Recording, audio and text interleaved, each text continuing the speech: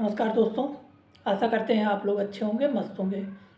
दोस्तों, जैसा कि आप लोगों को पता ही होगा कि आज आप लोग IBPS एसओ का प्रीलिम्स का एग्ज़ाम दे के आए हैं।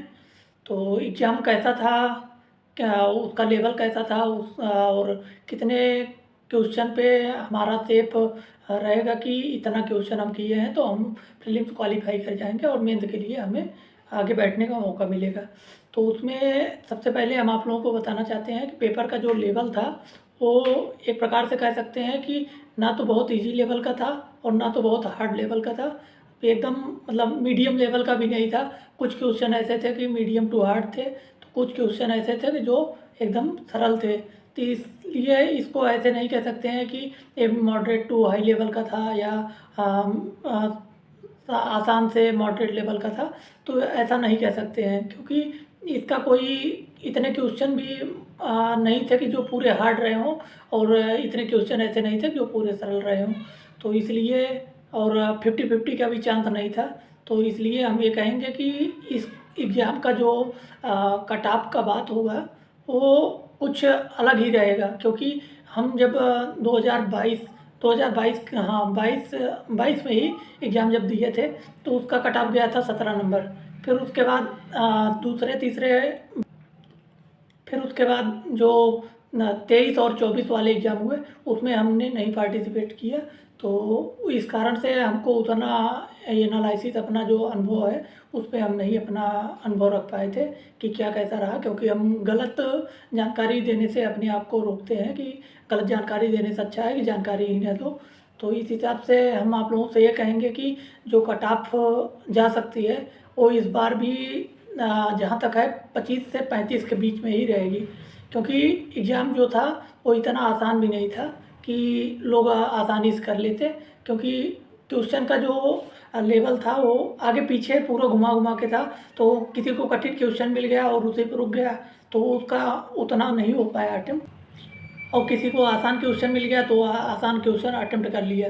तो इस हिसाब से क्वेश्चन जो जैसे हम क्वेश्चन अटेम्प्ट जब कर रहे थे तो हमारे अटेम्प्ट करते हुए हमको शुरुआत में रीजनिंग में क्या हुआ कि रीजनिंग में पूरा वही पजल वगैरह आ गए, तो पजल हमको घुमाने लगा। फिर सिटिंग अरेंजमेंट था उसने घुमा दिया, और तैयारी हम सही से किए नहीं थे। तो इसलिए इसमें वही है कि जो रहा अच्छा ही रहा। अभी हम अपना तो अटेम्प्ट यही बताएंगे कि अच्छा ही रहा। अब आप लोगों के दया दुआ से और हमारी मेहनत से जो हो जाएगा, अगर ये कट ऑफ हमारे क्वेश्चन के अनुसार हो गई तो हम भी आप लोगों के साथ में सब बैठेंगे, नहीं तो वही है गुड लक कहता ही है IBPS एसओ। तो गुड लक, एक बार तो पहले ही ले चुके हैं, दूसरी बार फिर ले लेंगे, तो उसमें कोई वो नहीं है। दिक्कत इससे नहीं है कि हम असफल होंगे या सफल होंगे, दिक्कत इससे है कि हम आगे प्रयास नहीं करेंगे। तो ऐसा तो है नहीं, जब तक रहेंगे कुछ ना कुछ प्रयास करते रहेंगे, प्रयासों से नहीं पीछे हटेंगे। आप लोगों से भी यही कहेंगे कि प्रयास करते रहिए। और कट ऑफ के बारे में जो बातें हम कर रहे हैं, कट ऑफ जो है 25 से 35 के ही बीच में रहेगी। आप लोग एक प्रकार से जान लीजिए कि हमारा जो अनुभव है यही कह रहा है कि 25 से 35 के भी बीच में, क्योंकि हम 2-4 लोगों से जो मिले उनसे पूछे तो लोग भी यही बोले कि उनका 50-60 अटेम्प्ट है। तो 50-60 अटेम्प्ट में इतना एक्यूरेसी भी नहीं है लोगों की कि वो 60 का 60 क्वेश्चन सही होगा। तो घूम के आ जाएगा 40 नंबर 42 नंबर पे, और जो कि बाद में माइनस मार्किंग होके 30-35 के बीच में ही आएगा। तो इस हिसाब से आप ये मान चलिए कि कट ऑफ जो है 25 से 35 के बीच में हो सकती है। तो जिनका भी अब ये कैटेगरी वाइज हम नहीं कह सकते, कैटेगरी वाइज क्योंकि हम ये तो नहीं पूछे कि आप किस कैटेगरी के हैं, कौन से हैं, तो इससे हम नहीं अंदाज़ा लगा सकते। लेकिन आपका कट ऑफ का जो है वो 25 से 35 के ही बीच में रहने का हमारा अनुमान है। तो आप लोग भी अगर कुछ जानकारी मिले तो हमको भी ज़रूर बताइएगा, उस हिसाब से हम देखेंगे कि क्या हमने सही बनाया है कि गलत बनाया है। क्योंकि पिछली बार जो हमने IBPS एसओ का ही प्रीलिम्स का मेंस का इन सब का कट ऑफ जो बताया था वो उसके ही साथ साथ में ही गई थी, लगभग उतना ही कट ऑफ रहा था।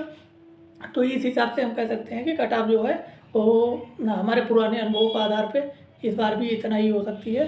अब कम ज़्यादा हो जाए कुछ तो उसका हम नहीं बता सकते हैं, एक अनुमानित कट ऑफ हम बता रहे हैं आप लोगों को। तो इस हिसाब से आप लोग इतना ध्यान रखिएगा कि अगर इतना आ रहा है, और आप ये भी मान के चलिए कि पेपर मतलब 20 से अगर आपके 35-40 के बीच में हो तो आप ज़रूर तैयारी करते रहिएगा। नहीं भी करेंगे, इस बार मान लीजिए कि नहीं अच्छा गया है तो अगली बार के लिए हो जाएगा। तो पढ़ाई कभी जाया नहीं जाती है, अगर पढ़ाई करे रहेंगे हम लोग तो आगे हमारे किसी और एग्ज़ाम में वो फ़ायदा दे देगी। तो इस हिसाब से आप अपने आप को मजबूत रखिए और हमेशा तैयारी करते रहिए। एक कंसिस्टेंसी जो है वो आपका अलग ही लेवल, अलग ही ऊर्जा पैदा करती है। तो कंसिस्टेंसी बनाए रखिएगा और अपने प्रति लॉयल रहिएगा। तो इन सब चीज़ों को ध्यान रखिएगा और आगे जो भी होगा उसको हम अपने वीडियो के माध्यम से आप लोगों को जानकारी देते रहेंगे। और आप लोगों को भी एक बार फिर से कह रहे हैं कि जो भी जानकारी मिले हमको ज़रूर शेयर करिएगा। उसमें जो हमको सुधार करने लायक होगा उसको हम सुधार कर सकते हैं और आप लोगों के बीच में फिर से अपने आप को कुछ अच्छे तरीके से प्रस्तुत कर सकते हैं। तो आप लोग एक चीज़ और कर दीजिएगा, अगर हो सके तो आपके पास एक सब्सक्राइब का बटन भी आता है तो हमारे चैनल को सब्सक्राइब भी करिएगा और आगे शेयर भी करिएगा और जितना जितना हो सके उसको लाइक करिएगा।